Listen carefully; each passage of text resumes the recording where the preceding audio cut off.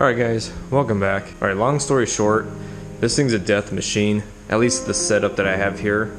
This engine's a little too heavy and it throws all the balance off. So in case if you didn't see my previous video, this thing is scary. It's a death machine.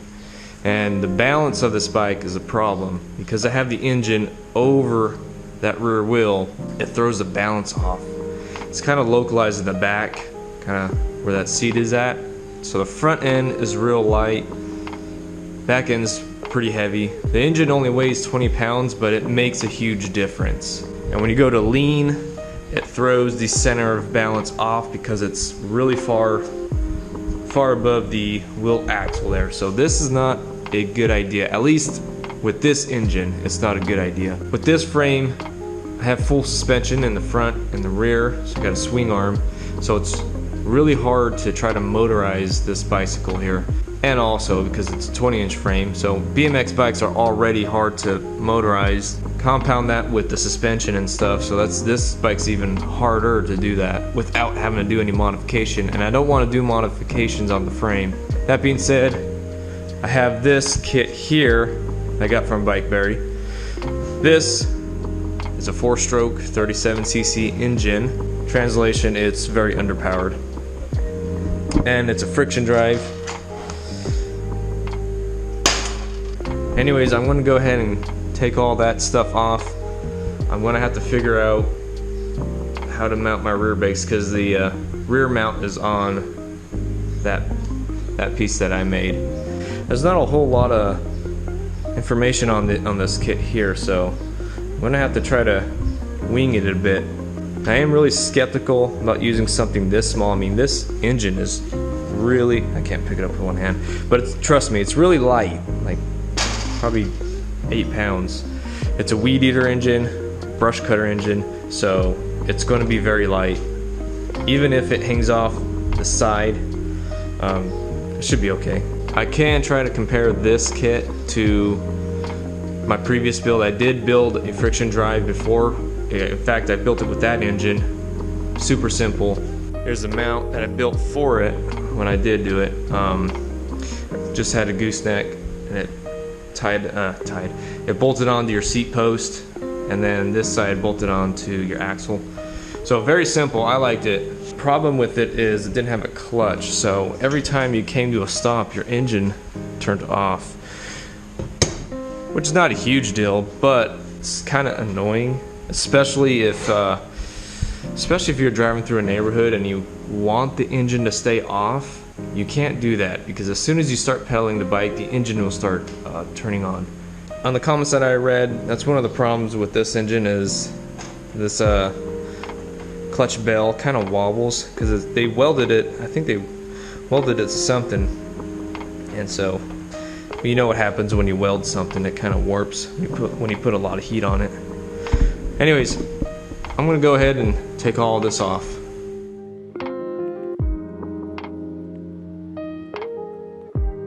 Okay, so I got the engine off, and I'm kind of glad. You can see the machine screws are all bent back there. And my disc brake got loose. Well, the disc got loose because these machine screws, they're just not strong enough. So I'm glad I took it all apart. Otherwise, I probably would have ridden it like that. I wouldn't have checked. So I'm gonna go ahead and take all that off. Also, these machine screws don't stick out as long as those ones did. That was like 4 inches over there, so those screws can hold up to the brake, to the stopping power. As long as I think I'm okay with one disc brake in the front.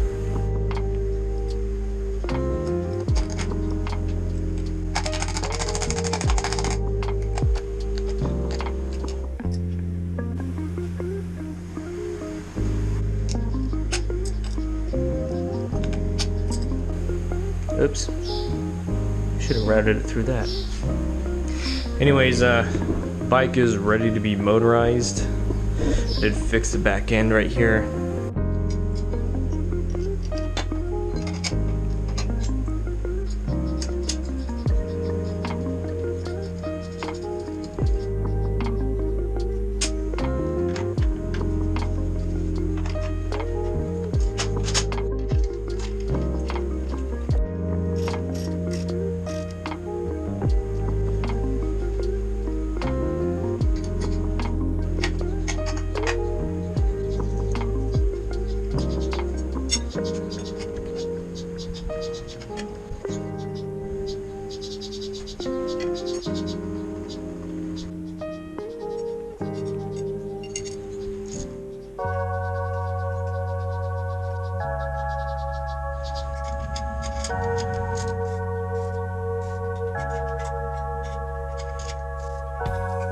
Status check. So this is where I'm at right now. I went ahead and torqued those bolts down. I just torqued them to like 12 foot-pounds. But here, this bracket here wasn't bent. I don't know if you could tell. I don't know if the camera's picking that up, but the bracket's not bent like at a complete 90, so I had to use a spacer. Yeah, this kit came with 2 of these. I'm assuming these are spacers. I used one on this side. This side's kind of flushed.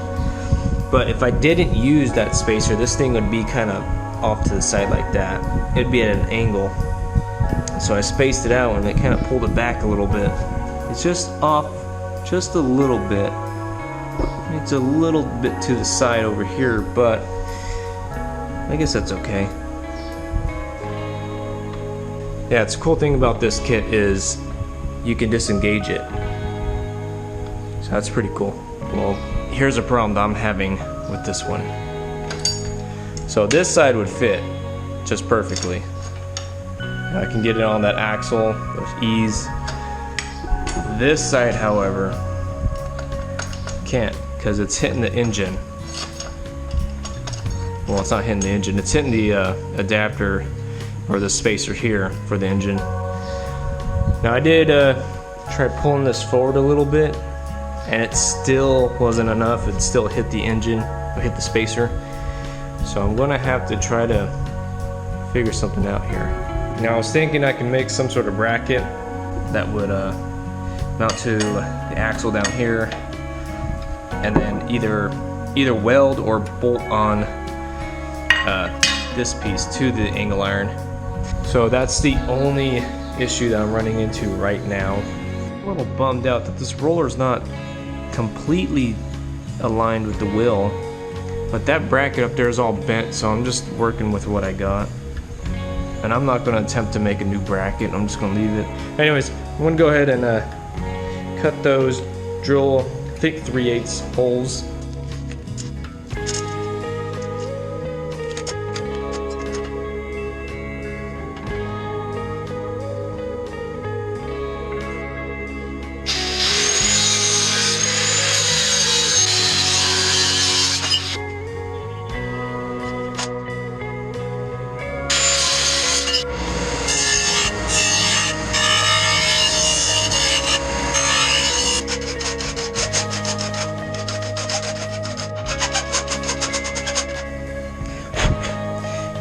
Right, so all this is just a piece of angle iron. Here, I still got the sticker on it, but it's just a piece of angle iron, 1.5 inch, 1/8 inch thick angle iron. Anyways, I drilled 2 holes, I beveled them.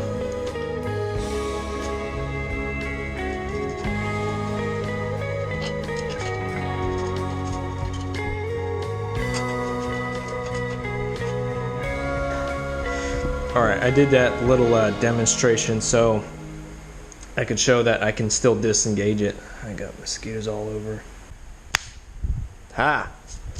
So I can disengage it. I use nylon lock nuts down here. Originally I was just, nylon lock nuts, and I was going to keep it a little loose, you know, snug, but not really tight, so that way when I go to disengage this, I can flip it up. And the logic behind that is this can tilt in, so when I flip it up, this can move in. But it doesn't look like I need to do that. I went ahead and torqued that down really tight. I torqued that down real tight, and I was still able to move it just enough so I can get the roller, the drive roller, in here off the tire. That was cool. So I don't need to have to worry about this thing having to slide it back and forth, but still works like that. I prefer it to be torqued down, so now I know I don't have any bolts that can potentially be a little loose. Those are the only 2 things I have to fabricate. Yeah, like I said, most motorized bike kits, they're universal, so you have to do a little bit of finessing to get them to work like that. So, you know, it's irritating, but I think it pays off. If you do it right, it'll pay off. And you get to learn what works and what doesn't work for the next time that you try to do it.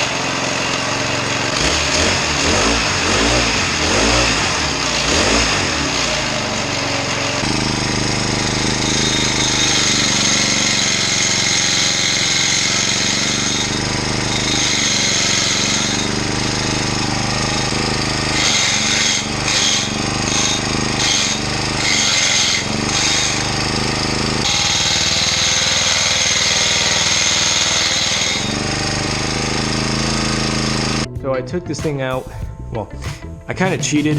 I took this thing out for a little test ride off camera. First thing I noticed immediately, the clutch is sticking. I got the engine on right now, but there's a little drum in here. You've probably seen it earlier in the video. And it's catching onto the clutch pads. Now I know the clutch pads are on, that's all concentric, but the drum that's welded onto the shaft here, well, it's not welded onto the shaft, it's welded onto a nut that's screwed onto the shaft. That's not concentric, so the clutch is catching. That's what you were hearing earlier. So I don't know what to do about the clutch pads.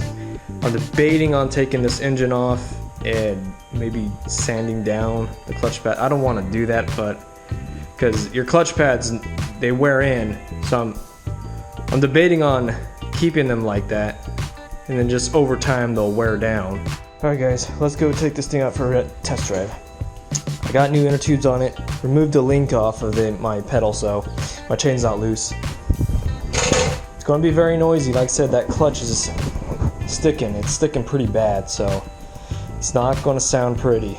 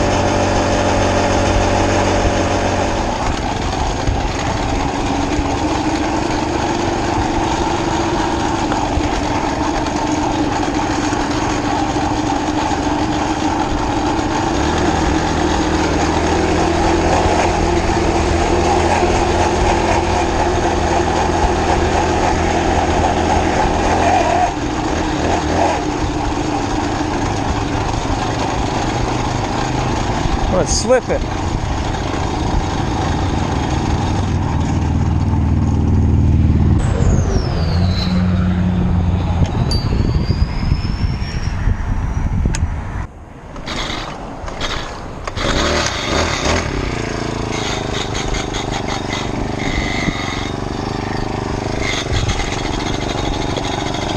Ah, sounds so bad.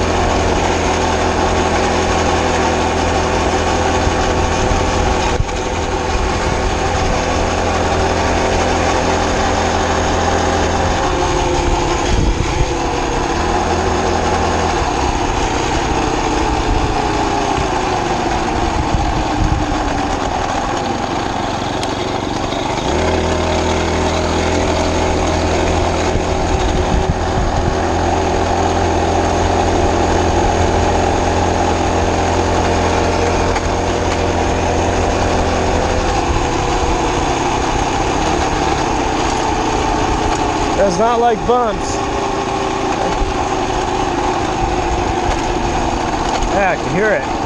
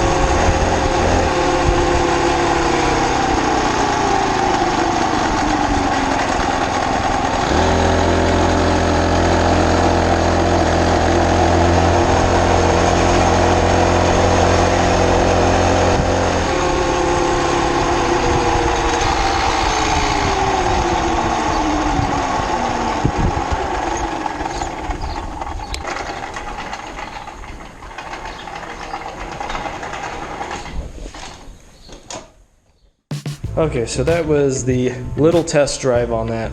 I could smell the clutch, man. It smells pretty bad.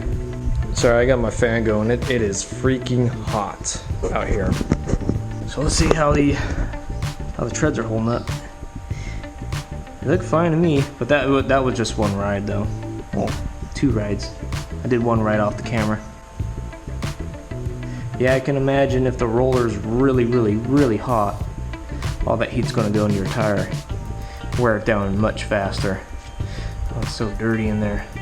It's like dirt and rubber, probably from the tire. Oh, hold on. Yeah, this one has it too. I guess I'm missing a clip here on this bearing. Uh-oh. Yeah. I don't know if it came like that, or I don't know if Bikeberry cheapened out and just didn't give me a clip. Yeah, everything seems to be holding up.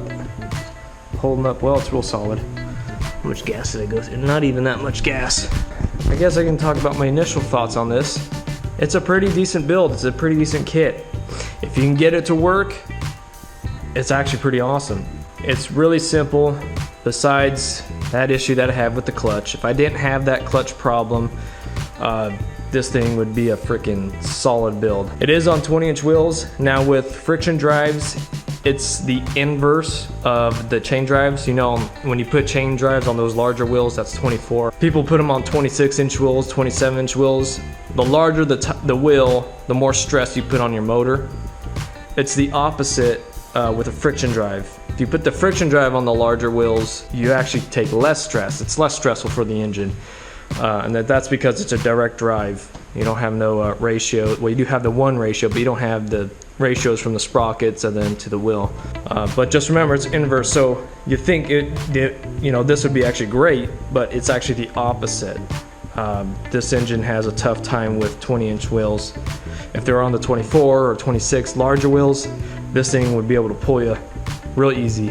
And speaking about pulling, this little engine is really underpowered, but it's smooth. And once it catches on, it takes like, I'd say like not even five, I'd say like 12 seconds for the clutch to fully engage. And once it really engages, then it'll pull you real quick. I didn't do a speed test. I should have had my phone on me, but estimating, probably did 25 on this. But it does not like bumps. You cannot go, this is not an off-road build. You can't take this thing off-road, and little bumps just screw up the engine. I don't know what it is. It's strange because this is like a weed eater engine. These things can operate upside down. So I don't know what's its issue with the whole bouncing up and down. I'm assuming it has something to do with my suspension.